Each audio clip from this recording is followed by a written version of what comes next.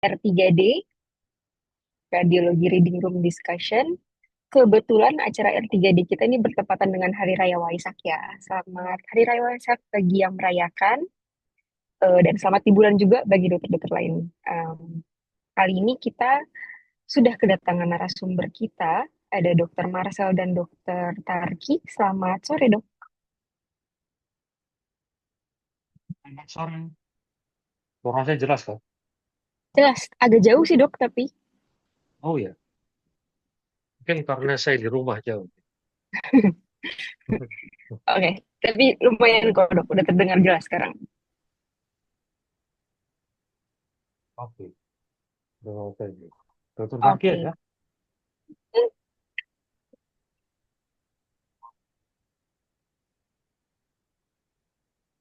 Dokter Tarki sore belum terdengar, Dok. Iya, dokter Alia, kedengeran nggak? Iya, sekarang udah kedengaran. Selamat sore, Dok. Oke, sore. Oke, jadi untuk dokter-dokter sekalian yang belum tahu, acara L3D ini atau Radiologi Reading Room Discussion merupakan acara dari Divisi Muskuloskeletal Departemen Radiologi RSCM, di mana nanti kita akan mendengarkan presentasi dari PPDS kita mengenai kasus-kasus yang memang kita temukan sehari-hari di RSCM. Kasus-kasusnya real dan nanti kita akan mendengarkan mereka presentasi sekitar 3 atau 4 kasus. Setelah PPDC presentasi, nanti akan dikomentari oleh para narasumber. Bagi dokter-dokter sekalian yang ingin ikut berkomentar atau ingin bertanya, juga silahkan dituliskan pertanyaannya di kolom komentar atau di chat box, nanti akan kita bacakan. Kali ini kita akan mendengarkan presentasi dari dua PPDS kita, yaitu Dokter Zaza dan Dokter Isti. Sudah hadir? Sore. Sudah ready ya untuk presentasi? Itu tapi suara di belakangnya kayak agak rame ya. Lebih jelas tidak ya, dok? Sekarang udah lebih jelas sih. Baik. Oke, silahkan dimulai. Background suara di mana gitu. Iya, Mungkin kayak dari rame ini gitu di ya. mute dulu kali ya. Mute all day. Nah udah, ini bocor. Oke, silakan. Selamat sore, Bapak sekalian. Suara saya lebih jelas. Kalau mungkin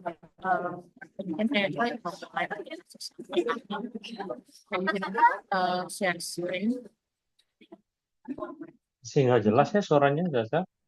Oh, baik, masih kurang jelas ya, dok. Oh, saya lepas. Bukan, backgroundnya masih apa dari tempatnya Zaza itu ada background.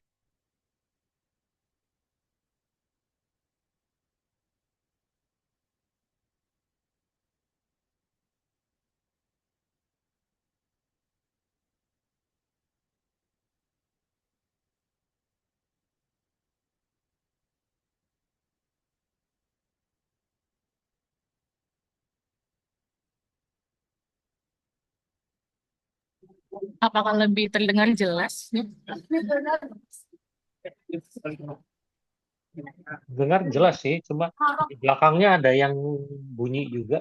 Oh, baik. Kalau gitu, mungkin dokter Isti dulu nanti saya perbaiki sound saya, mic saya.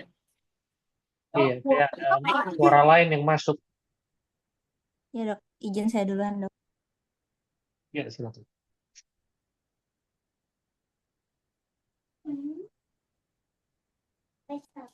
Sudah terlihat ya dok. Ya, silakan. Sudah, boleh silakan dimulai. Ya dok. Ya, ini perempuan 51 tahun dokter dengan nyeri paha kanan sejak 2 hari yang lalu. Berikut foto polosnya dengan radiografi femur kanan, proyeksi AP dan lateral. Kalau dari AP-nya sendiri, izin dok. Ya, di sini tampak adanya fraktur kominutif di dia diafisis distal os femur kanan, dok. Dengan kalau dilihat tampak ada lesi litik di kortikal Tipenya Mount Ethan, zona transisinya relatif sempit. Untuk eh, untuk pergeseran fragmen distalnya sendiri ke sisi posteromedial yang dengan deformitas shortening. Untuk tulang-tulang lainnya, apabila dilihat, tidak tampak ada lesi lainnya, dokter. Tidak ada juga dislokasi maupun subluksasi. Kalau dari sini dapat disimpulkan suatu fraktur patologis di diafisis distal os femur kanan, dokter. Kalau dari foto polos, mungkin ini, dok, masukannya, dok.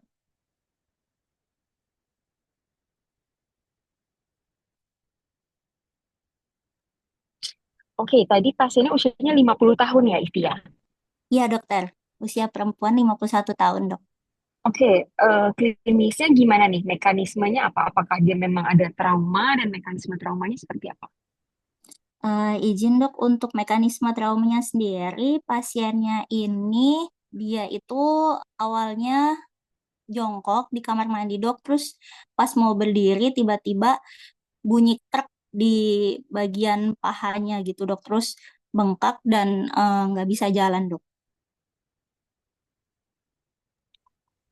Oke, jadi kalau kita lihat dari mekanisme traumanya itu sesuatu yang bukan sesuatu yang force major ya, bukan karena Iya, dok. benturan keras atau bukan karena kecelakaan, tapi cuma karena dari jongkok mau berdiri, terus kita lihat dia patah, apalagi ini frakturnya juga kominutif. Berarti untuk kasus-kasus seperti ini, kita harus curiga ini adalah suatu fraktur patologis, bukan suatu fraktur biasa. Gimana? Mungkin dokter Marsal atau dokter Tati ada masukan nggak, dok?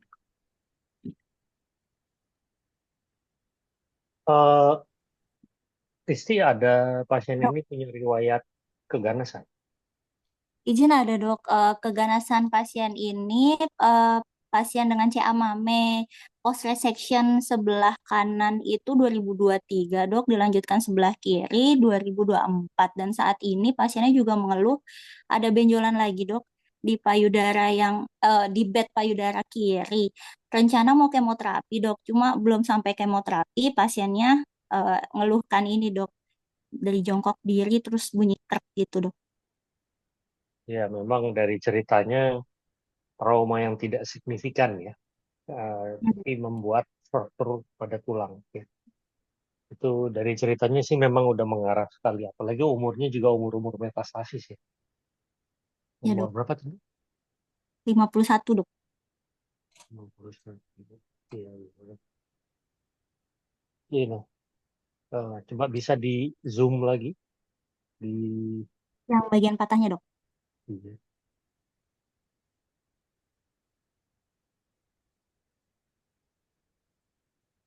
Nah, di sini memang kita lihat ada lesi osteolitik sebenarnya. Eh, sebenarnya.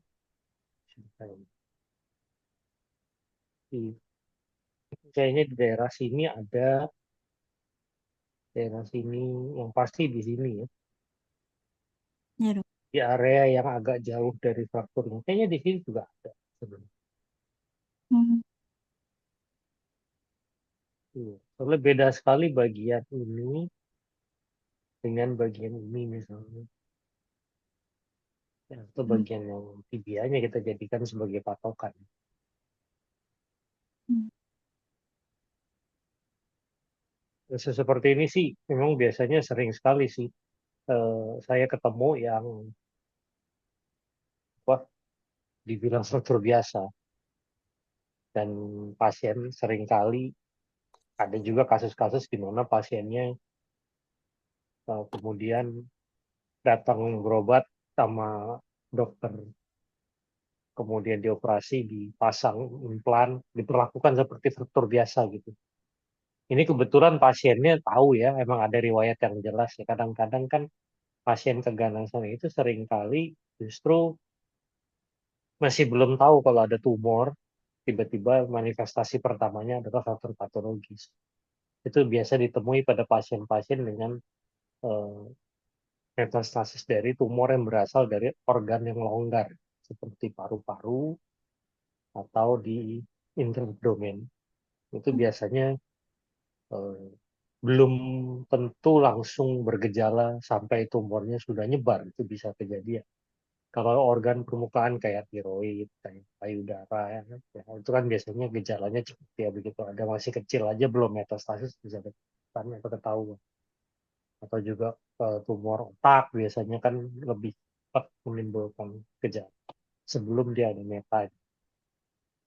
Dan kebetulan pada kasus ini payudara sih memang relatif ya. Kalau yang payudaranya besar bisa jadi nggak segera ketahuan juga dibanding yang payudaranya kecil. Tapi memang ini bukan kejadian yang jarang sih, bahwa eh, primernya belum tahu ada, pasiennya sendiri belum ngeh dia ada tumor primer di mana, tapi terus kemudian datang ke rumah sakit dengan gejala awal yang muncul adalah fraktur patologis. Mungkin begitu kira-kira dokter Ali, dokter Tarti mungkin ada pendapat. Ya, sebenarnya sih kalau misalnya kita melihat dari mekanismenya aja ya udah patologis itu sudah bisa sekali untuk dipertimbangkan ya, Dokter Marcel, karena dia cuma jongkok aja terus tiba-tiba bisa patah seperti ini. Kemudian juga kalau kita lihat dari patahannya, memang itu di daerah situ tuh kayak ada lesi ininya ya, kayak ada lesi apa litiknya dan ya mungkin ya tadi seperti yang dibilang Dokter Marcel itu yang kita mesti waspada gitu. Jadi setiap kali melihat uh, apa fraktur, setiap kali kita mengevaluasi foto dengan fraktur, apalagi pada usia yang udah di atas ini ya, di atas 50 seperti ini. Kemudian kalau misalnya ada informasi bahwa memang mekanisme traumanya itu ke arah patologis, ya kita mesti lebih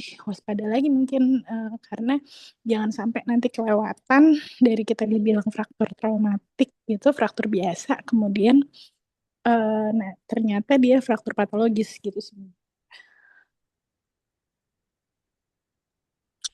Iya dok, jadi sebenarnya memang penting untuk pertama kita tahu dulu mekanisme kejadiannya ya. Kalau memang misalnya nggak sesuai nih antara frakturnya dengan mekanisme kejadiannya yang tidak signifikan, ya kita harus curigai sesuatu yang patologis. Dan kemudian tadi yang sudah di-highlight Dr. Marcel juga, bisa kita bandingkan densitas tulang di daerah sekitar frakturnya dengan densitas tulang lainnya di bagian proksimalnya. Ternyata kan memang di bagian yang fraktur itu ada lesi litik yang kita lihat memang mungkin memang harus di zoom ya. Kalau sekilas aja kita lihat takutnya bisa jadi miss gitu. Kita anggap sebagai suatu kasus trauma biasa, tapi tetap harus diperhatikan ada lesi atau tidak di daerah tersebut.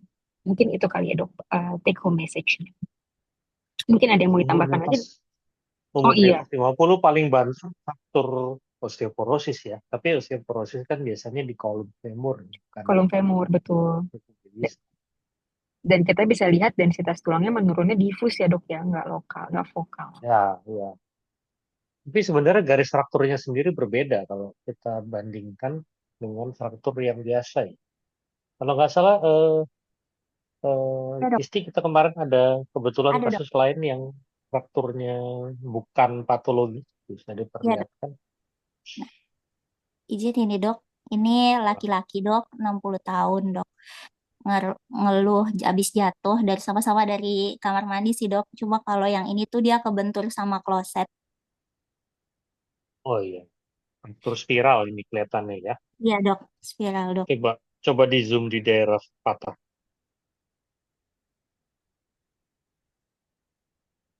Tuh, ya. Ini yang jelas ya kelihatannya. Permukaan strukturnya itu apa rata, Iya dok. dan daerah strukturnya ujung-ujungnya juga lancip. Ini yang saya maksud rata itu permukaan ini.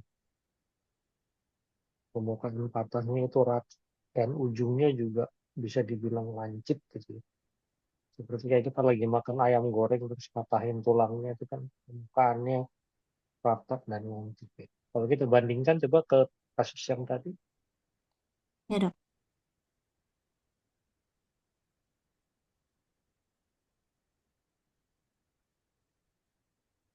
permukaan frakturnya ini kan nggak rata kayak tadi, kayak bagian ini kan harusnya set bisa tugas begitu ya. Ini kan irregular dan tidak jelas gitu. Itu barangkali clue yang bisa membantu kalau kebetulan kasusnya pasiennya tidak tahu punya tumor primer apa, hanya kejadian isolated seperti ini, di mana kita membedakan antara fraktur yang biasa dengan fraktur yang patologis. Itu kira-kira Dokter Alia. Baik, dokter. Mungkin untuk kasus ini jadi kita simpulkan adalah suatu faktor patologis yang merupakan akibat metastasis dari CA maminya kemungkinan besar ya. Baik, kita lanjutkan mungkin ke kasus berikutnya, silahkan. Baik, dokter. Izin melanjutkan untuk kasus berikutnya. Eh, izin dokter, berikut ini adalah kasusnya dengan laki-laki 74 tahun.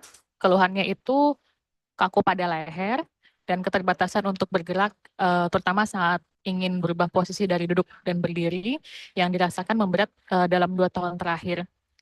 Pasiennya dilakukan uh, foto polos cervical, koreksi AP dan lateral.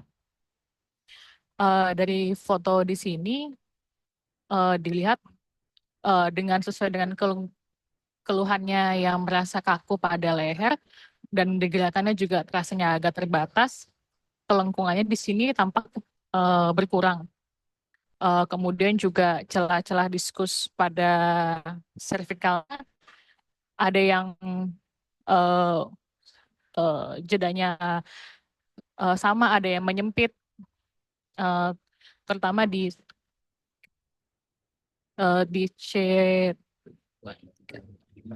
C6, C7 di sini tampak menyempit. Selain di celah diskusnya, juga sendi-sendi fasetnya juga tampak menyempit. Dan kesannya bahkan di sini di 1, 2, 3, di C3, C4 mungkin ada kesannya fusi.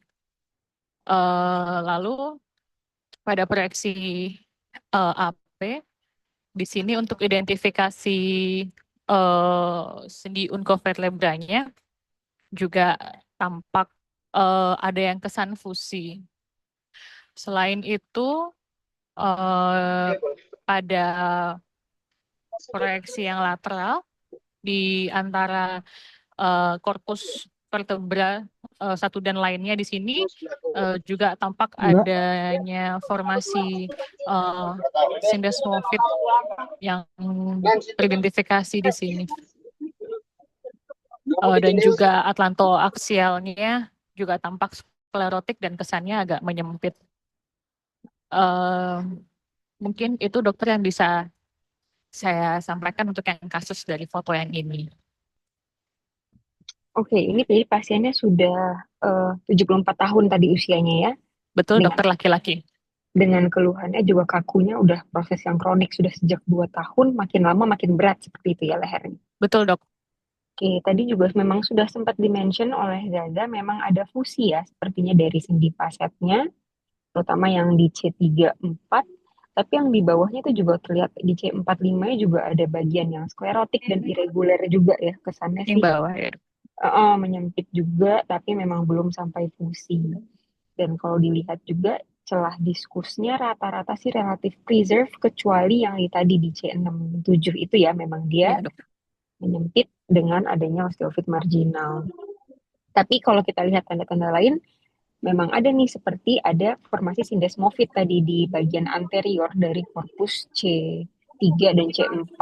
Nah, kalau kita lihat ada Iya, syndesmophyte, dok. ada fusi dari sendi fasetnya, maka yang bisa kita curigakan di sini untuk kemungkinan pertama adalah axial spondyloarthropathy dulu ya, karena kalau misalnya proses degenerasi itu biasanya kan diawali dengan penyempitan celah diskusnya dulu, kemudian ada formasi osteofit marginal, baru pun kalau misalnya ada degenerasi sendi faset, ya dia bisa mengalami sklerosis juga. Tapi kalau kita lihat adanya fusi dari sendi fasetnya dan ada formasi syndesmophyte, maka kemungkinan kita pikirkan aksial spondiloartropati dulu sepertinya. Gimana kalau dari Dokter Tarki ada masukan nggak, Dok?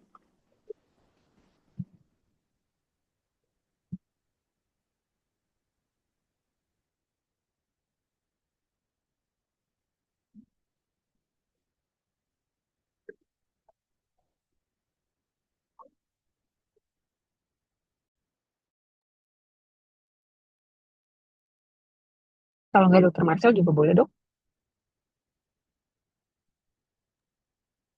Berarti lagi hilang. Lagi hilang. Sepertinya. Ini contoh yang menarik tadi. Coba lihat lagi yang proyeksi lateralnya. Nah, di sini ada dua bentuk kelainan. Bisa ke atas lagi sih.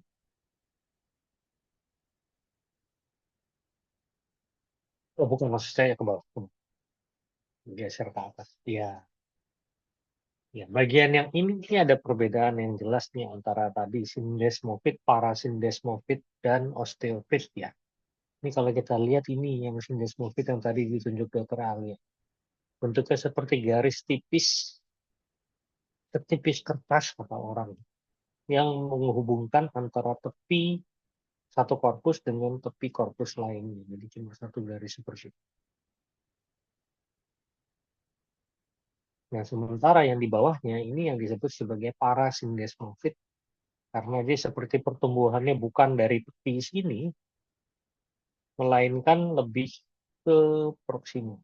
Numbuhnya seperti dari situ. Dan kemudian numbuh ke arah bawah begini. Dan arah pertumbuhannya itu vertikal ke arah bawah. Dan dalam kondisi yang lebih lanjut, tentunya dia bisa menyatu dengan parasindesmofit juga terbentuk bisa yang ke atasnya begini tentunya. Sehingga pada kasus yang di bawahnya ini kita lihat dia menyatu. Bridging parasindesmofit. Nah, sementara yang di bawah ini berbeda. Ini adalah osteofit karena arah pertumbuhan tulang ini horizontal, bukan vertikal. Ya.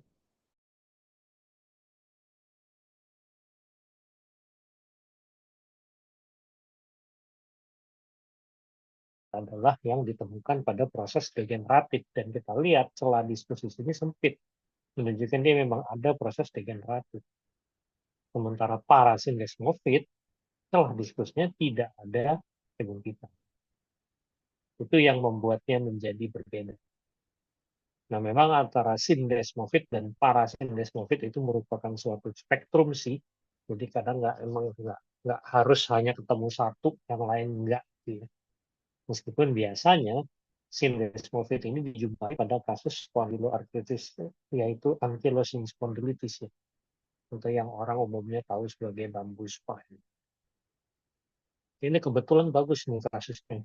Semuanya terlihat dalam satu gambaran. Kalau kita lihat, ini menarik sekali. Jadi bagian yang C23 kelihatan tepi tulangnya relatif normal, C34 sindesmofit, C45 parasindesmofit yang belum fusi, C56 parasindesmofit yang sudah fusi, dan C67 osteofit dengan ada degeneratif disc pada level tersebut.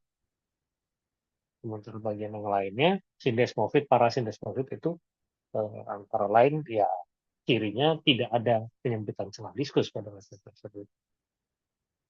Kenapa ini bisa terjadi? Sih biasanya karena harusnya kalau celah diskus yang berfungsi normal, maka beban tubuh itu akan beban tulang kepala pada hal ini, dalam hal ini, itu akan terbagi pada setiap level diskus itu.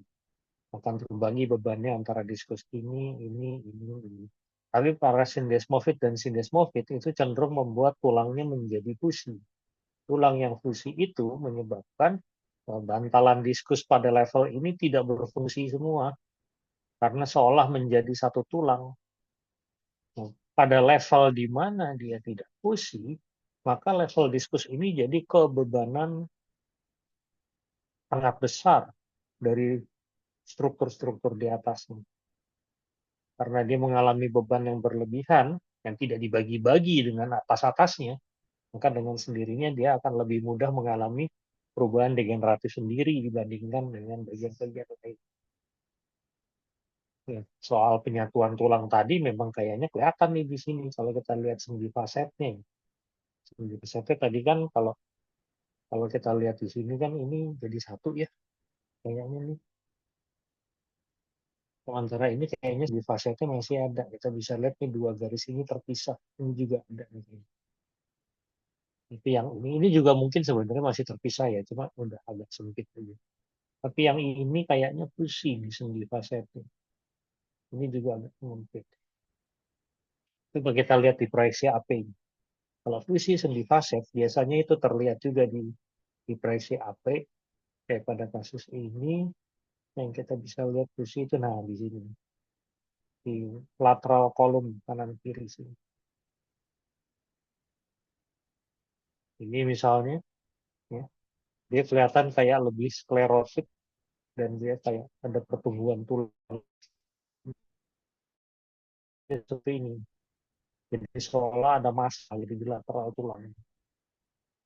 Yang mana pada bagian bawahnya nggak begitu. Bagian yang ini kan nggak segitunya dibanding atasnya.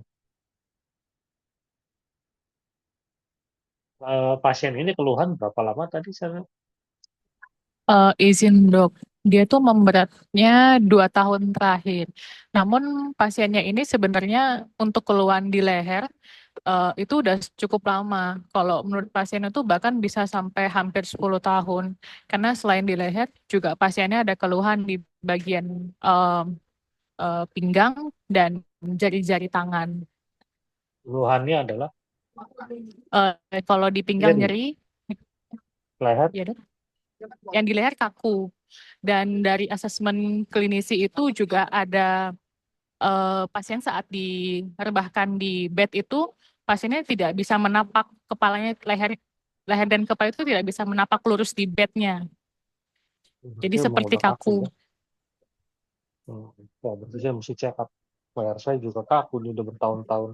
Iya, berarti kalau ditidurin dia nggak bisa nempel tempat tidur semua kaku, itu ankylosing spondylitis dong. Ada foto di bagian lain nggak? Izin ada dok, pasiennya ada foto Foto lumbal lumbal. Atas indikasi apa dulu fotonya? karena nyeri pinggang bawah dok. Dari pinggang Tadi bawah. radikulopati yang menjalar hingga kaki dan kanan dan kiri. Makanya di foto lumbal waktu itu dok. Nah, itu salah satu bagusnya kalau kita selalu rajin menanyakan pasien ada foto lama atau tidak ya. Karena seringkali itu bisa membantu kita untuk mendiagnosis yang sekarang. Coba kasih lihat lumbalnya. Berikut dokter. Oh, pantesan kaku ya. Ya silakan Dokter Taki, barangkali ada komentar atau Dokter Alia. Iya, kalau dari lumbal ini sih lebih Dokter kelihatan Taki lagi ya udah dok nyala ya. tuh. Gimana tuh dokter Tarki? Iya, iya kalau dari lumbalnya sih jelas ya dokter Alia paling ya itu tadi dokter masalah yang susahnya tuh di cervicalnya kan dia kayak ada bagian-bagian yang superimpos dengan degeneratif ya. Kalau lihat dari cervicalnya gitu, karena kan harusnya kan kalau misalnya dia eh, yang klasik textbook case kan nggak ada penyempitan celah diskus, kemudian ya dia bentuk si apa sindes benar-benar bentuk sindesmofit gitu kayak gini ya. Mungkin itu sih paling yang bikin kita curiga itu karena ada fusi dari sendi faset. Biasanya kalau misalnya pun dia hipertrofi, tapi biasanya juga nggak sampai fusi seperti itu ya. Dan itu sih dokter Alia gimana? Iya dok, bener. Dan kalau kita lihat ini kebetulan kelihatan juga sacroiliac joint-nya ya dok. Kayaknya sih juga udah fusi tuh, SI joint-nya udah fusi. Terus untuk tulang-tulang vertebral lumbalnya ya jelas dengan adanya formasi syndesmosis itu. Dan ada sebenarnya ada gambaran tanda Dagger sign-nya juga ya. Menandakan klasifikasi ligamentum supraspinosumnya juga yang makin memperkuat ini adalah suatu axial spondyloarthropathy. Ya kemungkinan sih tipenya kalau nggak yang ankylosing, biasanya mungkin yang IBD related juga bisa ya dok gambarannya seperti ini. Tapi ya paling sering sih memang yang ankylosing spondylitis itu sih. Kalau udah sampai syndesmosid dengan bambu spine seperti ini udah pasti ankylosis gitu. Iya. Karena ini jelas kalau ini gambaran yang di sini ini semua syndesmosid ini karena udah bergaris tipis. Beda dengan yang tadi yang lebih tebal itu yang parasyndesmosid. Syndesmosid itu spesifik punya yang ini. Dan juga selain itu vertebranya kan squaring ini. Jadi kotak semua. Squaring vertebra juga salah satu mainan utamanya si ankylosing spondylitis. Dan juga kita lihat di belakang ini proses spinosusnya itu jadi satu semua yang menyebabkan karena ada osifikasi di ligamen spinous yang tadi Dr. Ali bilang dari persain itu adalah yang ini di mana proses spinosus seolah menjadi satu tulang ya. Jadi seperti kayak sebilah pisau ya. Kalau kita pakai pisau di sini saya gambar pisau gitu. Nah, karena proses spinosus itu kan aslinya pisah-pisah begini. Potong, potong, potong, potong gitu ya. Tapi karena sekarang ligamentum yang interspinusnya fusi, maka kita jadi melihat gambaran seperti itu yang disebut sebagai Dagger sign. Nah ini juga yang tadi yang sendi sakroiliakan ini kan harusnya ada nih di sini nih, ada konteks ini terlihat fusi. Berarti kalau udah fusi SI joint, udah ada tanda-tanda seperti ini pada spine, itu adalah ankylosing spondylitis. Dan memang ankylosing spondylitis itu juga spektrumnya spondyloartritis itu enggak eksklusif. Jadi bisa aja ada syndesmosid, ada parasyndesmosid juga. Yang saya ingat sih seperti itu. Jadi tapi sebaliknya biasanya yang parasyndesmosid IBD related lain-lain itu tidak ada syndesmosid. Tapi kalau syndesmosid bisa disertai parasyndesmosid. Gitu. Pokoknya begitu ada syndesmosid aja itu biasanya AS, ankylosing spondylitis. Tapi kalau parasyndesmosid selain IBD related bisa juga psoriatic dan juga satu lagi reactive arthritis.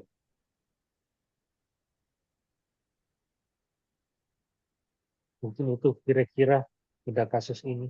Untung ada ininya, jadi lebih jelas ya. Iya. Apa, Ada foto lumbalnya ya, Dok. ada foto lumbalnya iya. Tapi ya mungkin take home message-nya juga kalau memang kita hanya diberikan foto servikal, ya pertama mungkin sebisa mungkin minta apakah dia pernah ada foto lain juga, foto lamanya atau foto yang di bagian vertebra lainnya. Dan walaupun biasanya pada lanjut usia 76 tahun itu paling sering adalah proses degeneratif, tapi kita coba lihat tanda-tanda lainnya gitu ya, tanda-tanda selain dari proses degenerasi itu. Seperti yang kita temuin pada kasus ini ada sindesmosis, ada parasindesmosis, ada fusi dari sendi faset. Jadi selain memang betul ada degenerasi dari diskus C67 dan formasi osteoid marginal di level tersebut, tapi ternyata ada tanda-tanda juga yang mengarah pada aksial spondyloartropati. Mungkin seperti itu ya, Dok ya.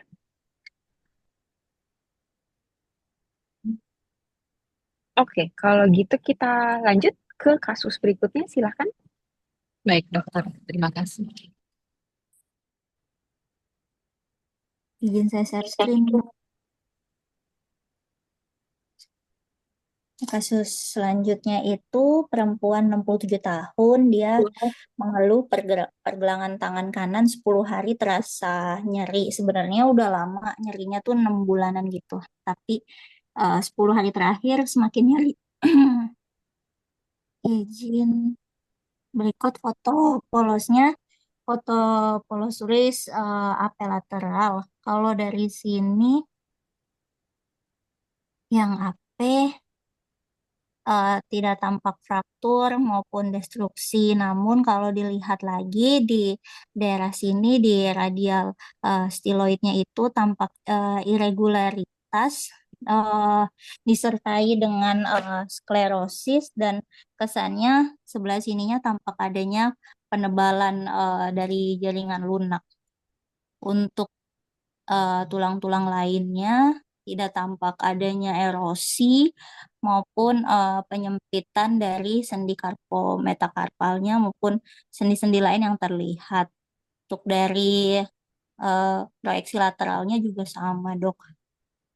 Untuk ini semua dari temuan tadi dikesankan suspek de Quervain tenosinovitis, Dokter.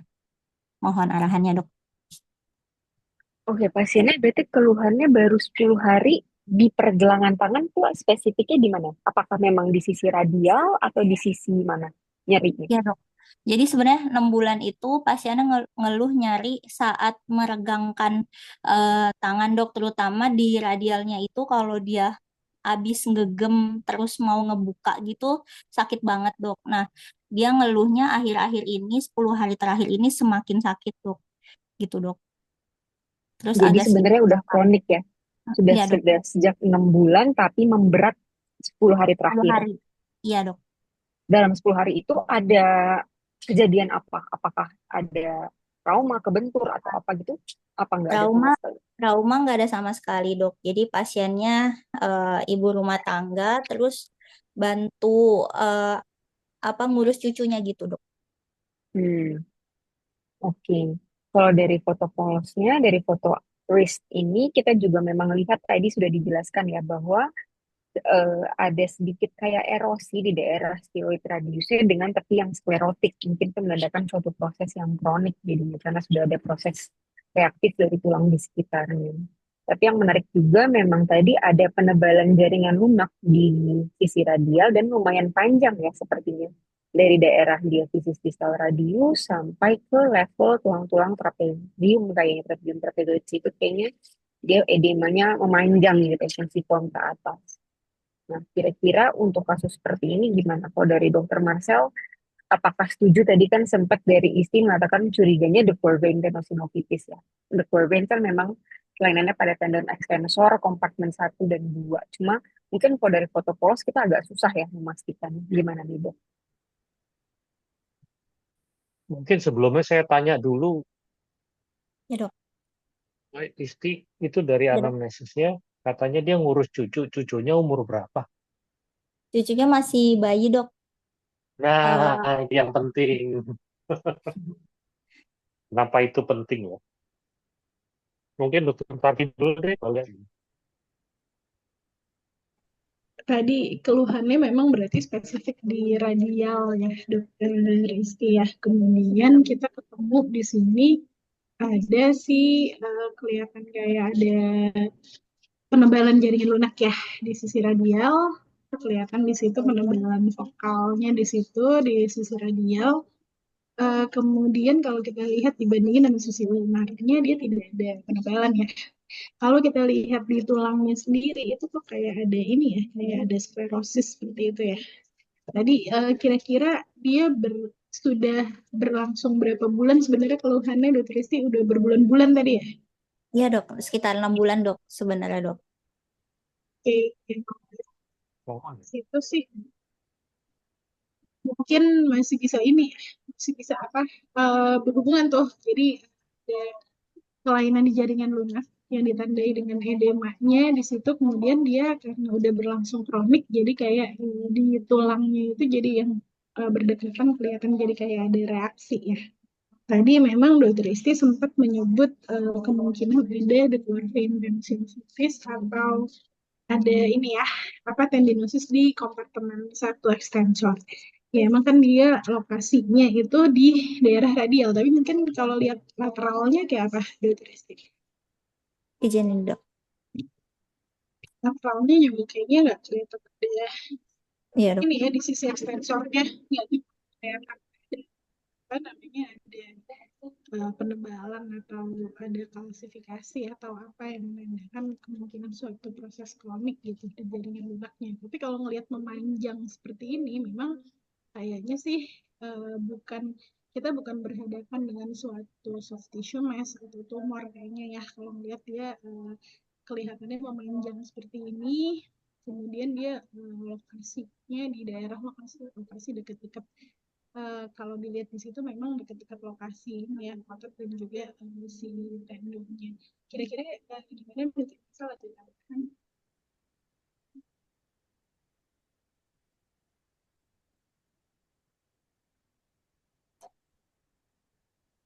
dengan soft tissue-nya itu kelihatan sekali ya. Yang di bagian sisi radial posisinya tendon de Courtine itu. Karena kita tahu bahwa di bagian ini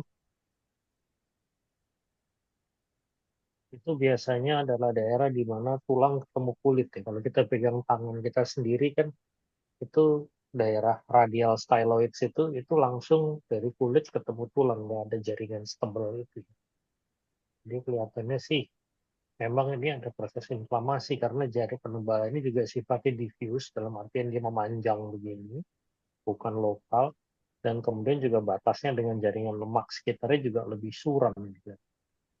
Yaitu artinya menunjukkan ada proses inflamasi. Dan proses inflamasi yang bersifat kronik sih itu memang eh, bisa banget untuk memberikan perubahan yang tadi Dokter Tarki sampaikan juga sih. Yang bagian yang ini kelihatan seperti ada tulangnya jadi nggak rata, terus kayak ada bagian yang lebih sklerotik di sini, tuh. Terus jadi ada kayak reaksi tulang nih terhadap proses inflamasi. Dan itu sifatnya udah beberapa bulan. Ya, tadi salah satu yang menonjol itu adalah itu tadi. Tadi bilang apa? Cucunya umur berapa? Masih bayi dok, 6 bulan Iya. kurang gitu Iya. tapi. Hmm. Iya. Jadi kalau model di Quervain tendinosinusitis, kalau kita tanya ada riwayat trauma, pasti jawabnya enggak. Ya. Karena injury dalam muskuloskeletal itu secara konsep dibagi menjadi dua. Satu, injury akut dan injury yang kronik. Kalau injury akut, ada sudden incident-nya, tiba-tiba dia tabrak, lagi lari, tiba-tiba dia dibacok orang, nah itu kan acute incident. Tapi kalau yang kronik, itu biasanya kerjaan yang dilakukan eh, repetitif dalam waktu yang agak lama. Apalagi kalau pekerjaan itu biasanya nggak dilakukan sebelumnya. Jadi misalnya seumur-umur nggak pernah naik sepeda, terus ada orang lagi, wah musim naik sepeda, semua pada foto-foto Instagram naik sepeda, ikut-ikutan biar nggak FOMO naik sepeda semua. Lalu timbullah cedera-cedera ya, karena otot-ototnya tidak biasa naik sepeda, tiba-tiba ikutan naik sepeda gitu. Nah, salah satu gejala khas dari Gordon itu adalah memang gerakan itu. Gerakan-pergerakan Grace yang seperti ini, yang seperti gerakan orang lagi minum minum dari botol ya. Jadi minum dari botol, gerakan tangannya seperti itu gerakan yang sama seperti kalau baru punya anak atau megang anak bayi dengan kedua tangan. Kan anak bayinya sering diangkat diturunin. Nah itu akan menimbulkan stresor pada tendon extensor kompartemen satu yang jalannya memang di daerah sini, yang di daerahnya the Quervain, yang jalannya tendon itu di sini memang lewat. Dan itu juga nggak cuma ngangkat bayi ya, mungkin kalau ngangkat orang kalau sering-sering, tapi saya nggak tahu ngangkat orang dewasa sering-sering begini ngapain. Tapi mungkin pernah juga ketemu saya kejadian ini apa, pas Lebaran pembantunya pulang nggak ada, jadi dia cuma harus ganti aqua galonnya sendiri. Jadi biasanya nggak pernah ngangkat aqua galon gitu ya, tiba-tiba ngangkat tapi gitu. Kayak gitu-gitulah biasanya ada yang bisa kadang cari tahu dari pasiennya itu adalah itu. Jadi kalau nanya ada trauma nggak, ya udah selesai. Habis itu nggak ada informasi lebih lanjut. Tapi nanyanya juga harus lebih lihai sedikit. Kamu tahu dari mana cucunya umur segitu, Isti? Kamu nanya. Saya telepon dok. Iya, Saya tapi tanya, kenapa kamu nanya umur cucunya? Bisa aja pernah cucunya udah 15 tahun gitu, enggak ya? enggak dok, penasaran aja kan ibu rumah tangga. Jadi kok bisa sampai segitunya gitu Oh, dok. solidaritas mama ya. Iya. Solidaritas nasib penanggungan. Iya, oke. Baik, mungkin dari saya itu Dokter Alia. Siap dok. Kalau anaknya cucunya umur 15 tahun mungkin temuannya nggak kayak gini kali ya, dok. Ya, mungkin fraktur udah kayaknya sudah sudah cuma sklerosis dong. Dokter patologis. Apalagi memang kan pasiennya juga udah lanjut usia juga, densitas tulangnya menurun, dipaksa gendong anak 15 tahun, fraktur sih dong, fraktur insufficiency. Oke, jadi di sini mungkin yang perlu kita highlight adalah pentingnya melihat jaringan lunak ya.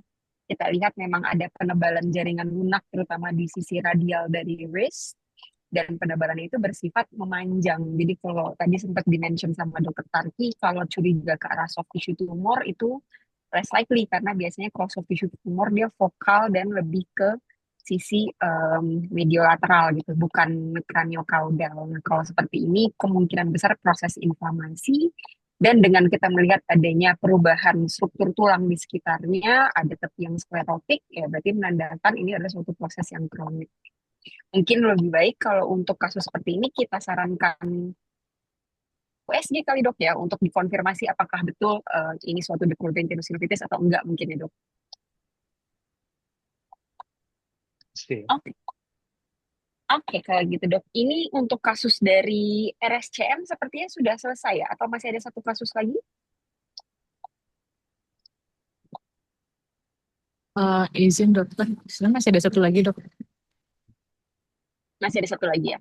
Kita mau kasus dari RSCM atau mau kasus dari luar RSCM dok? Mengingat udah jam 17.55. Kita sekarang kan sampai 18.30 karena Oh ada ya, aman ada berarti. kasus peer learning yang mau ditayangkan kalau tidak salah. Iya dok. Oke, silahkan dokter Jaga. Izin dokter, yang dari luar RSCM ya? Yang dari peer learning ya, Oh yang baik dok. dari sejawat di luar kan kita sekarang R3D itu membuka peluang kalau ada sejawat lain yang ingin kasusnya dibahas. Jadi dia tinggal upload atau kirimkan kasusnya, informasi sedikit tentang apa klinisnya, kemudian nanti akan kita bahas. Eh, Itu masih ada Iya, lagi. izin dokter. Silakan. Berikut kasus yang ingin dibawakan. Ini data yang dikirim dok dengan klinis pasiennya, wanita 24 tahun, keluhannya nyeri dan bengkak pada engkel kanan, pasiennya dengan riwayat trauma. Ini fotonya engkel AP dan lateral dokter. Untuk foto engkel di sini, kesannya karena pasiennya pasca trauma, saya di sini tidak melihat adanya gambaran seperti fraktur maupun subluxasi ataupun dislokasi. Namun di sini yang saya di sini ada gambaran seperti osifikasi yang bentuknya seperti beaking di persendian talokalkaneal di sini loh.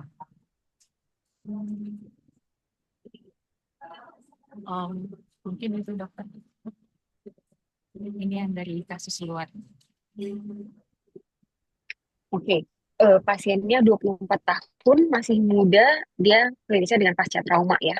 Kita nggak dapat Betul, dokter. informasi traumanya seperti apa, mekanismenya bagaimana, cuma yang jelas kita mendapat foto radiografi ankle di sini. Kalau secara garis besar, kalau kita lihat dari jaringan lunaknya sih, sepertinya juga tenang ya di bagian anterior fat pad dan kegger fat padnya relatif eh, masih terlihat dengan baik gitu, tidak ada yang suram. Pun tadi dari proyeksi AP-nya, ya sayangnya untuk proyeksi AP-nya jaringan lunaknya kurang kelihatan ya, terutama yang di sisi lateral gitu. Harusnya kan kita ngasih lihat sampai putisnya untuk memastikan apakah memang ada soft tissue edema atau enggak. Karena selain melihat struktur tulang dan sendinya itu sendiri, sebenarnya penting juga untuk kita lihat soft tissue-nya, karena itu bisa jadi tanda sekunder terhadap suatu patologi di daerah situ. Jadi sebaiknya sih kalau untuk foto polos tetap brightness-nya harus kita atur, kontrasnya harus kita atur supaya putih subputis itu tetap terlihat baik itu dari proyeksi AP maupun dari lateral. Tapi memang dari foto yang kita dapatkan sepertinya sih memang untuk tulang-tulangnya intak ya dan sendi-sendinya juga tidak ada dislokasi. Cuma memang yang menarik tadi dari proyeksi lateral boleh dikasih lihat lagi. Nah, dari proyeksi lateral ini kita lihat ada satu bentuk yang abnormal nih dari bagian talokalkaneal posterior, di mana tadi ada betul ada seperti ada penonjolan tulang ya di bagian posterior dari os talus dan bagian posterior dari os calcaneus. Namun ada gambaran lain yaitu seperti adanya continuous C atau gambaran C sign yang kita lihat di bagian posterior sini. Dia menghubungkan antara eh, korpus dari talus dengan bagian posterior dari sustentaculum tali. Nah, kadang dengan adanya gambaran seperti ini, kita bisa curiga suatu talokalkaneal coalition kalau ada gambar seperti itu. Memang sebenarnya itu tidak berhubungan dengan kasus trauma ya, tapi itu merupakan suatu varian dari struktur talus dan calcaneus yang bisa membentuk pseudoartikulasi di mana kalau pada foto polos ini tampaknya seperti tadi, seperti ada elongasi dari sustentaculum bagian posterior yang nyatu dengan bagian talus sisi posterior membentuk gambaran C-sign itu. Kalau dari dokter Marcel gimana nih dok? Ada tanggapan nggak dok? Nyatanya ini sisa ya. Eh, Sekali lagi mungkin tadi anamnesisnya bilang dia tidak ada trauma ya kalau tidak salah. Izin dokter, pasiennya pasca trauma. Pasca trauma, habis ngapain? Eh, Tidak ada data tambahan yang diberikan dok Enggak. dari, Tapi yang pasti umurnya muda ya. iya Jadi dok. ini harusnya bukan sesuatu yang terjadi dari usia yang lama ya, usia yang lebih lanjut. Nah kalau muda itu memang bisa nih ketemu kayak begini-begini. Coba lihat lagi. Ya kalau orang muda kan pasca trauma biasanya tulangnya masih bagus ya orang muda ya. Biasanya jarang-jarang. Kecuali traumanya hebat. Jadi trauma ini trauma apa? Mungkin lagi berolahraga, cedera atau apa barangkali juga bisa. Mungkin tadi dari AP-nya kalau kita lihat, kayaknya sih saya melihat ada sesuatu ya. Yaitu di soft tissue-nya. Meskipun tadi kurang-kurang itu betul yang Dr. Alia bilang kita harusnya lihat sampai permukaan. Tapi pada konteks ini kita bisa lihat kayaknya ini ada bagian yang lebih agak berlebihan di sini penebalan soft tissue. Tapi yang pasti itu kemungkinan berasal dari tendon injury dan lokasinya barangkali di lateral. Kalau kita lihat kan fibula berarti di apa. Balik lagi ke proyeksi lateral kalau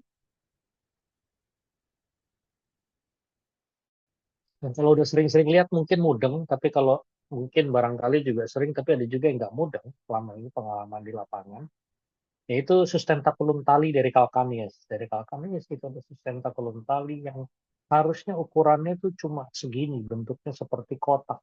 Ya. Dan dia membentuk sendi dengan talus di sini. Ya.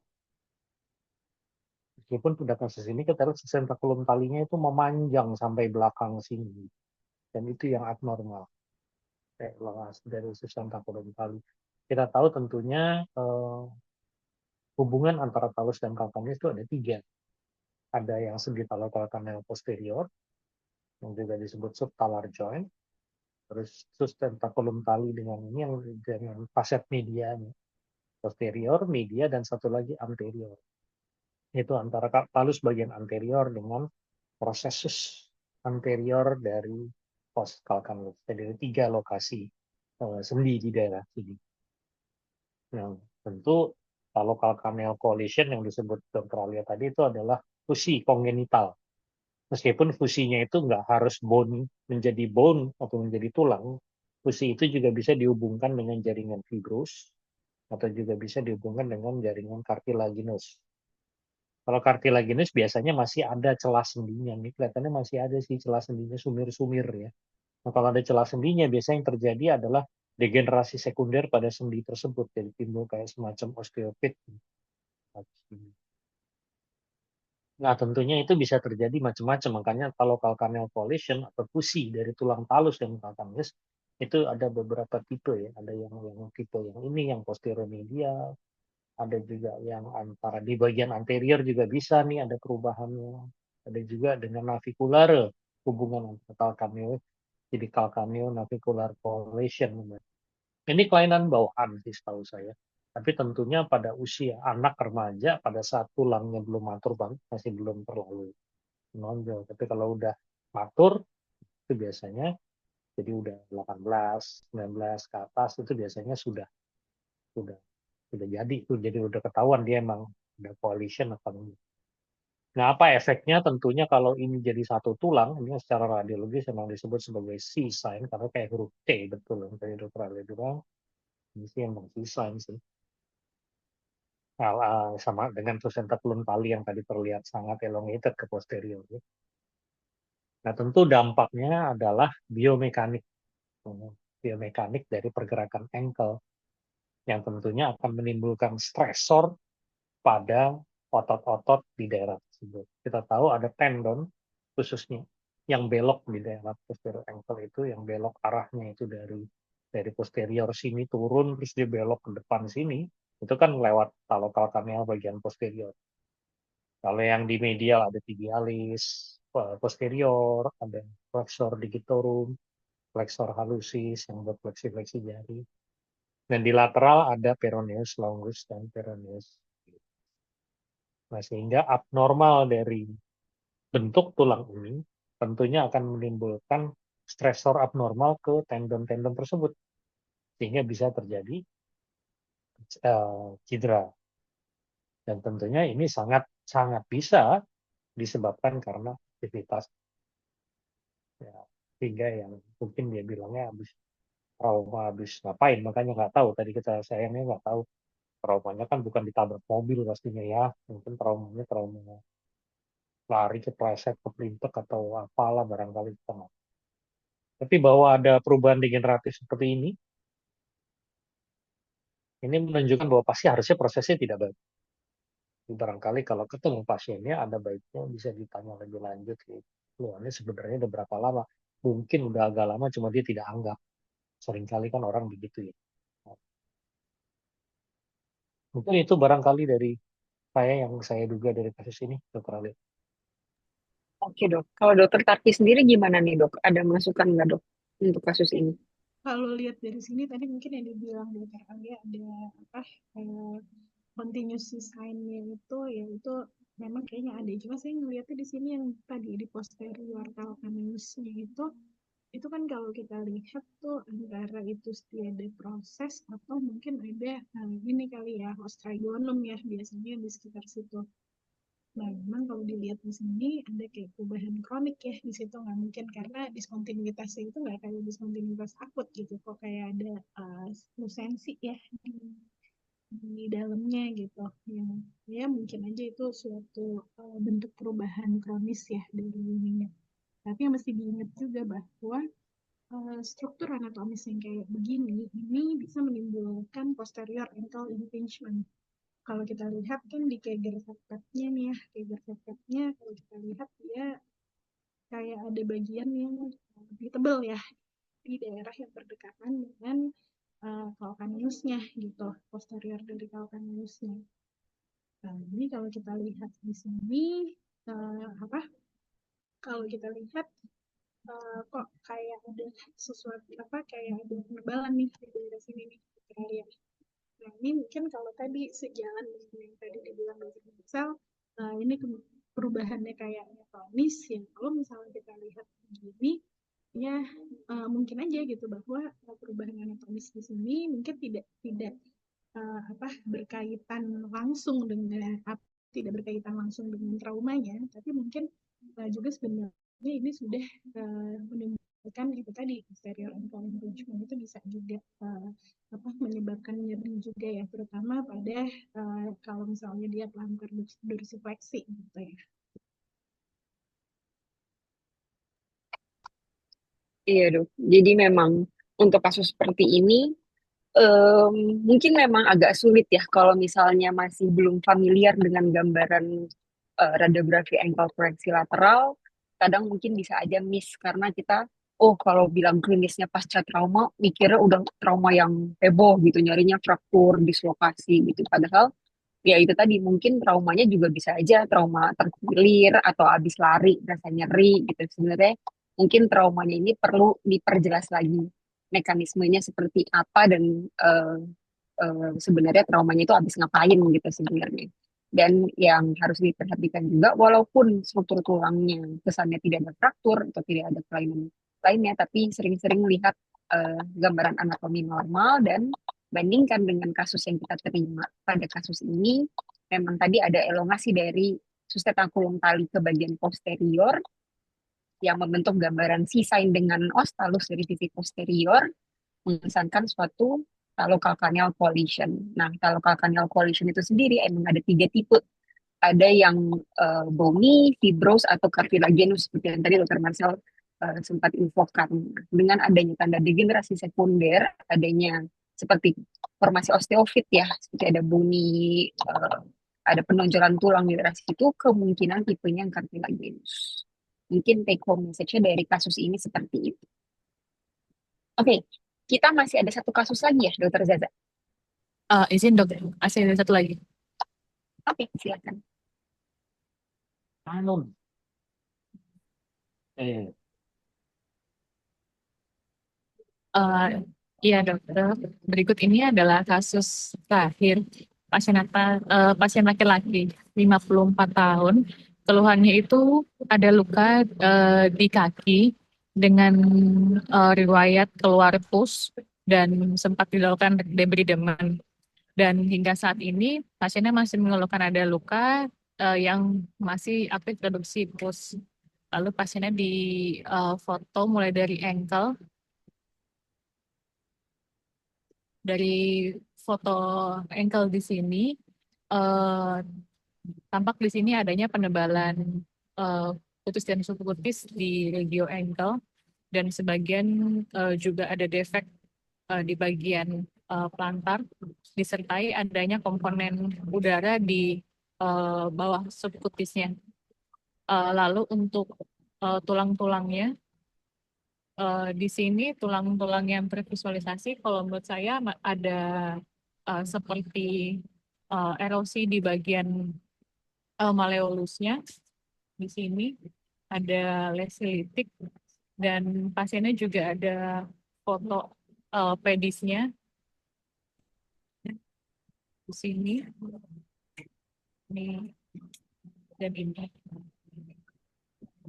Yang info lainnya mungkin di bagian basis metatarsal juga di sini tampak seperti litik dan sepertinya ada sedikit erosi. Jadi ada penebalan putus dan subkutis disertai adanya multiple lusensi udara di bawah subkutis subkutis yang menebal. Di situ ada beberapa lesi litik dan erosi di tulang-tulang dari pasien. Mungkin masih mengarah ke infeksi sesuai dengan anamnesis pasien. Mungkin itu yang bisa saya sampaikan. Ada tambahan dokter? Oke, pasiennya ada luka ya di kakinya. Di kakinya itu yang di bagian mana? Di bagian plantar pedis itu? Betul dokter, di bagian plantar pedis kiri. Udah berapa lama lukanya? Untuk lukanya itu baru luka itu 3 bulan dok. Cuma makin besar 3 bulan, tapi luka pertama kalinya itu yang kecil 5 bulan dok. Awalnya dari 5 bulan yang lalu, terus 3 bulan ini makin parah Iya gitu. dok, makin merah dan semakin ke atas. Oke, pasiennya ada riwayat penyakit sistemik nggak? Ada DM mungkin atau penyakit vaskulitis atau penyakit lainnya? Izin dokter, pasiennya dengan diabetes mellitus dok. Oh, ada DM-nya ya.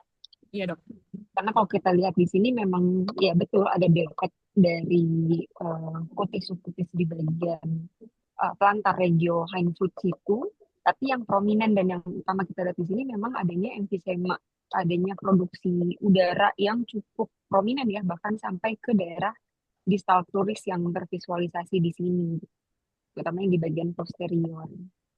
Dan dengan melihat adanya soft tissue-nya yang sungguh menebal difus, dan ada produksi udara juga di dalamnya, ya kita kemungkinan utamanya ini adalah suatu infeksi atau dengan adanya gas gangren di situ bisa juga ini suatu necrotizing fasciitis, masih bisa juga. Cuma kalau dari foto ankle dan pedis tadi kebetulan di bagian pedisnya juga sampai ngeluas sampai ke daerah forefoot juga ya, daerah plantar forefootnya juga masih edema juga dan ada formasi ada akumulasi udara juga di situ dan ada erosi dari tulang-tulang sekitarnya. Mungkin dari dokter Tarkin dulu nih, ada tanggapan nggak dok untuk pasien DM dengan luka sudah 8 bulan yang kita lihat soft tissue-nya edemnya difus banget dok, dari forefoot sampai distal pleuris yang tervisualisasi. Ya, mungkin sebelum bahas fotonya ada ini dulu nih pesan sponsor.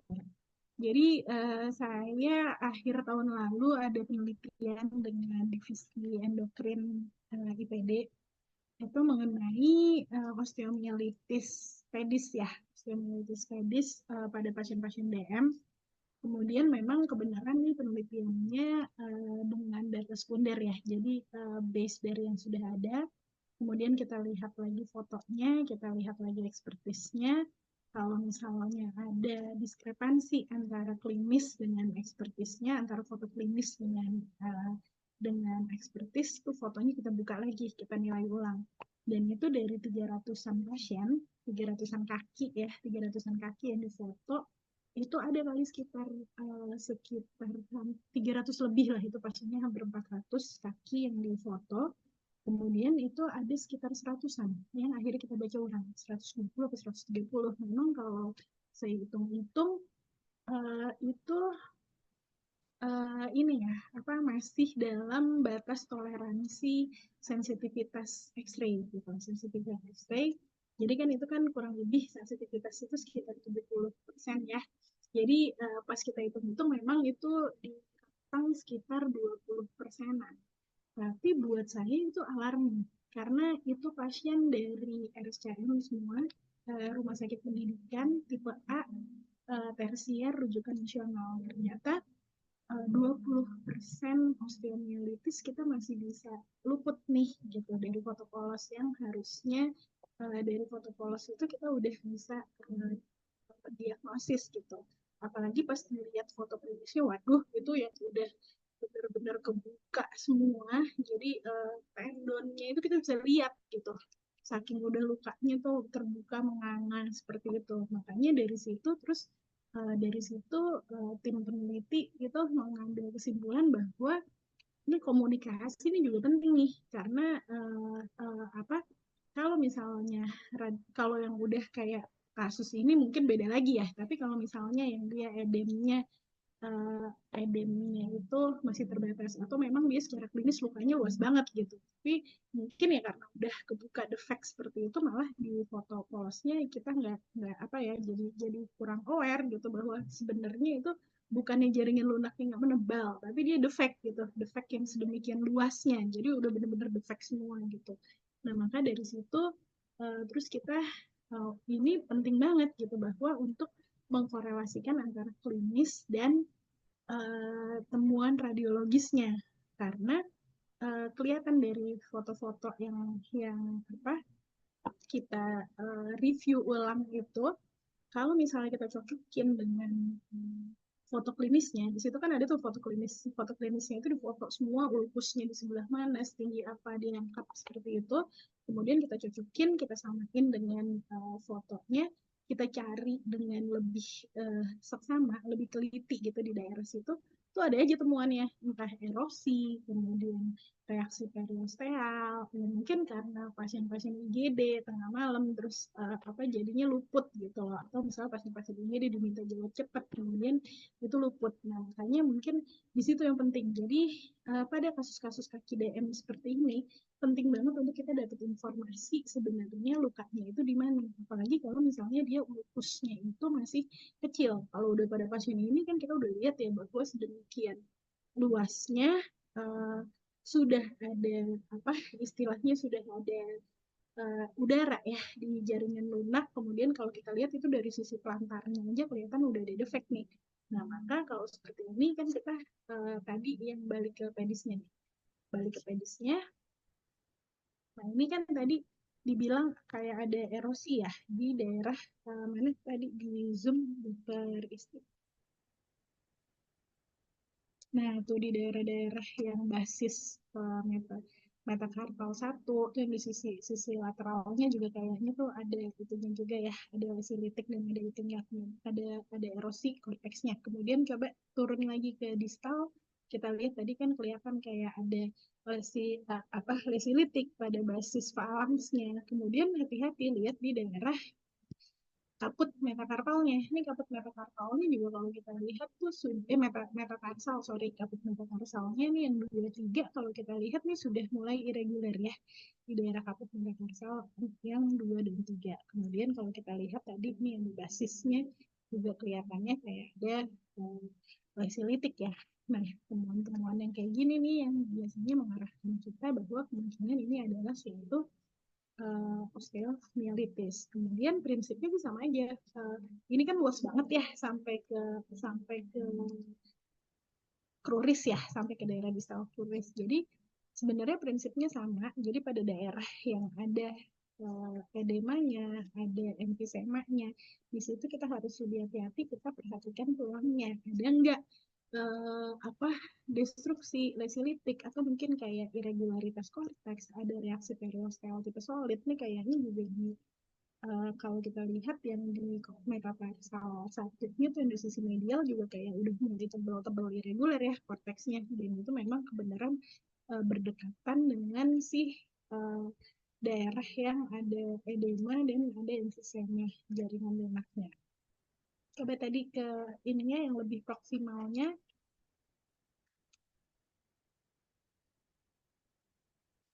Nah, ini di daerah yang lebih proksimal itu juga kita harus perhatikan tuh di daerah-daerah, terutama di daerah-daerah yang kelihatan jelas ada edemanya ya.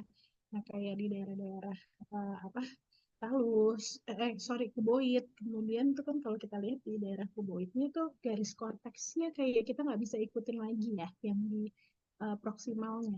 Yang di daerah artikulasinya dia dengan calcaneus dengan calcaneusnya juga kelihatan ada lesilitik. Kemudian garis korteks kuboidnya juga ada yang hilang. Di navikularnya juga seperti itu. Nah, ini sebenarnya sih dari foto polos seperti ini klinisi kan udah tahu tuh sebenarnya dia ulkusnya di sebelah mana, kemudian ulkusnya itu seperti apa.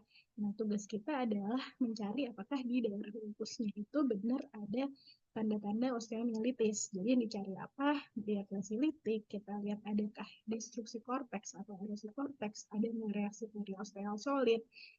Itu yang beberapa tanda-tanda yang kita lihat. Mungkin dari Dr. Marcel ada tambahan.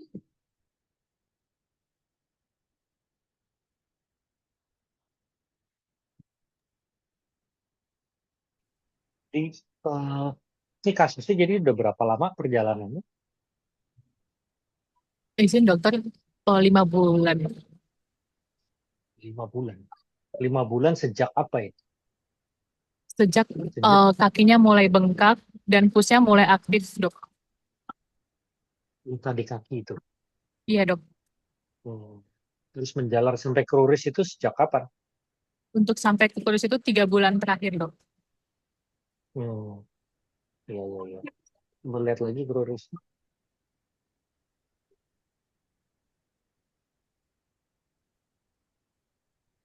Baik, sebenarnya sih ada diagnosis kerja dari klinisi saat ini. Diabetic foot ulcer dengan DM tipe 2, dok. Hanya itu, untuk infeksinya ada diagnosis kerja, Ditambah selulitis, dok.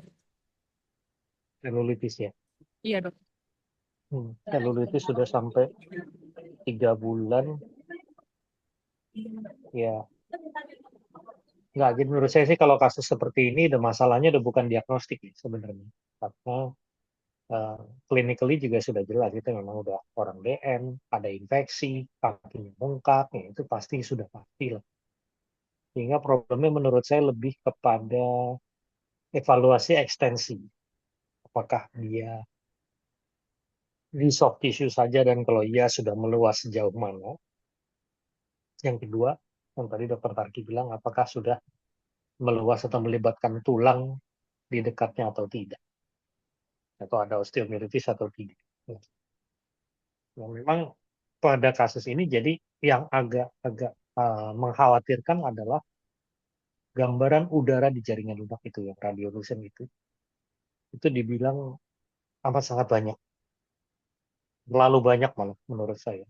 Bahkan kalau dilihat di krurisnya itu sampai genu pun masih ada. Ada foto femurnya nggak? Izin dokter, pasiennya hanya difoto sampai kruris. Nah, ini adalah hal yang penting juga kadang-kadang, karena ya saya nggak tahu nih miss-nya di mana. Karena gambaran udara yang dengan edema jaringan lunak seperti ini. Jaringan lunak jelas edema. Karena diferensiasi antara lemak subkutis, lemak antar otot itu semua putihnya jadi sama semua. Semua putih jadi sama. Harusnya dalam keadaan normal tidak. Dan yang kedua, udara lusensinya tuh banyak sekali. Jadi ini yang mencurigakan adalah kalau ini gambaran dari necrotizing fasciitis. Karena necrotizing fasciitis itu considered sebagai medical emergency sebenarnya. karena dia bisa merambat itu cepat ya. Apes-apesan tergantung dia kena bakterinya yang mana ya. Ini kayaknya bakteri anaerob yang menghasilkan gas ini, dia saya nggak tahu dia udah diperiksa lebih lanjut atau belum. Tapi merambatnya itu cepat sekali. Jadi kalau misdiagnose tentunya akan jadi lebih bisa fatal nih buat pasien. Kelihatannya kalau udah sampai 3 bulan berarti ya mungkin pasiennya agak-agak abai juga kali ya.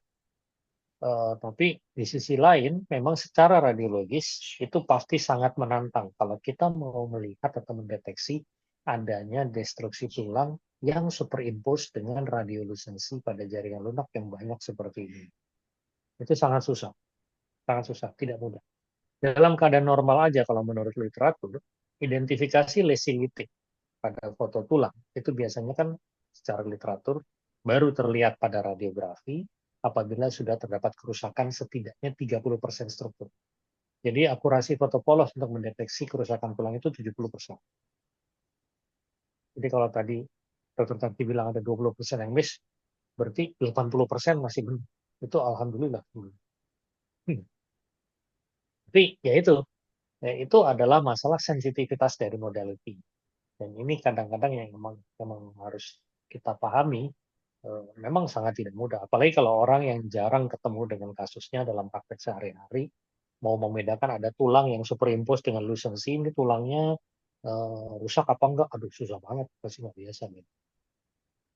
Kalau mau dicurigai, tapi kan tetap aja ya, nggak menjawab beneran jadi ada apa enggak. Dan itu letak di mana perlu dilakukan MRI biasanya. Karena MRI bisa melihat langsung bukan neuro. Tapi khusus pada kasus ini, menurut saya sih yang lebih urgent adalah infeksi jaringan lunak yang cepat sekali nih kelihatannya merambat ke proksimal. Pada kasus ini memang betul bahwa start itu awalnya lukanya di pelantar pedis itu, bukan di bagian proksimalnya. Dari anamnesisnya dari bawah, dari pedis dok. Nah iya, berarti artinya kan cepat juga ya, Iya, dok. naik sampai ke atas itu. Dan kita nggak tahu nih sampai femur atau jauh-jauh udah sampai hip ya. Ini gawat banget nih kalau mesti treatment antibiotik apa ya mempan juga. Saya rasa ini yang urgensinya adalah itu. Jadi yang kalau ketemu kasus seperti ini, ya kalau bisa lihat destruksi kerusakan tulang boleh oke. Tapi yang harus kalau kita mikir dari sisi pasiennya, kepentingan pasiennya, yang mengkhawatirkan ini adalah justru ekstensi ini. Jadi mungkin radiologisnya harus suggest untuk kalau perlu mengintip gratis ya, lihat ke proksimalnya, foto femurnya sekalian atau hipnya, tentu dengan inform consent pasien sebelumnya. Ini proksimalnya udah pergi sampai sejauh mana gitu. Karena ini jadi urgensinya jadi gitu ya. Jangan sampai nanti pasien malah jadi sepsis dan jadi malah lebih bergawat lagi kondisi. Saya rasa sih kasus ini lebih ke situ. Terus terang kalau saya pribadi sih memang berpikir ini bukan masalah diagnostik, lebih kepada masalah ekstensi. Itu aja saya barangkali komentarnya. Dokter Ali mungkin ada pendapat lain? Baik dok, iya sebenarnya kalau untuk diagnosis memang dari klinisnya juga udah tahu ya dok, pasiennya memang ada riwayat DM dan ada luka yang tentunya bisa kelihatan secara klinis gitu, ada luka terbuka di bagian plantar pedisnya. Memang dari kita foto polos ini mungkin sebagai screening awal untuk melihat kira-kira ekstensinya sejauh apa, baik itu ke bagian proksimalnya maupun ke struktur lain yang ada di sekitarnya. Syukur-syukur kalau bisa kelihatan ada lesi litik dari tulang-tulangnya atau tanda-tanda osteomielitis pada tulang-tulangnya ya sebaiknya kita laporkan. Tapi kalau misalnya tidak kelihatan juga tidak menutup kemungkinan bahwa sudah terjadi proses infeksi di tulangnya mungkin ya dok, karena tadi keterbatasan sensitivitas dari fotopolos. Tapi ya memang mungkin pada kasus ini karena ada emfisema jaringan lunak yang sangat ekstensif, maka mungkin perlu kita segera alarmkan atau infokan ke klinisi juga supaya bisa lebih tata laksananya lebih cepat dan lebih holistik lagi. Mungkin itu take home message dari pasien yang terakhir ini. Sudah selesai ya dokter Zaza, dokter Isti? Masih ada kasus lain nggak ya? Izin sudah habis dok. Sudah dokter. Oke, baik kalau gitu dengan berakhirnya kasus tadi maka berakhir juga sesi R3D kita pada sore hari ini. Terima kasih banyak dokter Zaza dan dokter Isti untuk presentasi kasusnya. Terima kasih Dr. Marcel dan Dr. Tarki atas input, masukan, dan ilmunya. Nanti kita ketemu lagi di paling dekat sih studium generalnya dulu ya dok, yaitu pada tanggal 25 Mei. Nanti selanjutnya untuk R3D berikutnya kita akan bawakan bulan depan. Untuk jadwalnya bisa dilihat di website kita di www.jakpros.net. Selamat sore dokter-dokter sekalian. Terima kasih. Sampai jumpa. Terima kasih, selamat sore semuanya. Terima kasih dokter, selamat sore.